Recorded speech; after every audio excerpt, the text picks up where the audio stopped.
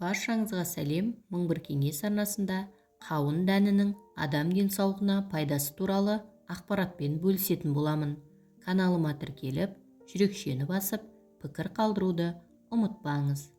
Жалпы адамның жүйке жүйесін ретке келтіруге көмектесетін қауынның тұқымы немесе дәні В тобындағы витаминдердің маңызды концентрациясы болып табылады. Олардың құрамында натрий, калий, магний көп.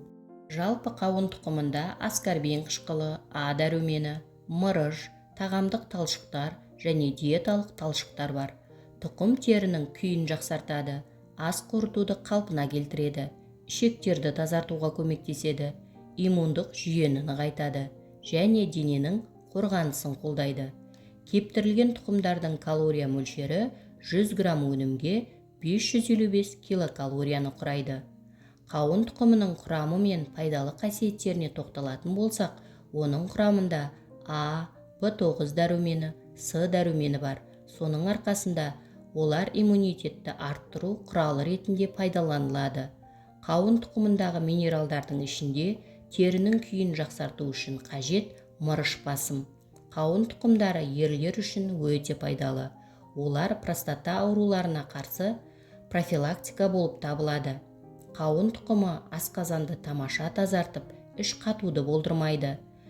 Дөрекі диеталық талшық щетка сияқты жұмыс істейді. Ішек қабырғаларынан қажет емес токсиндерді кетіреді.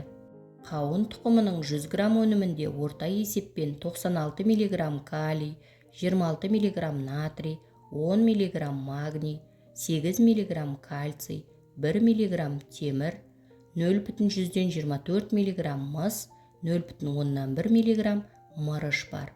Сондай-ақ қауын тұқымы қандағы қантты төмендетуге және төмен тығыздықтағы холестеринді жоюға көмектеседі. Қауын тұқымын нағыз сұлулық эликсиріне айналдыратын ол мырыш.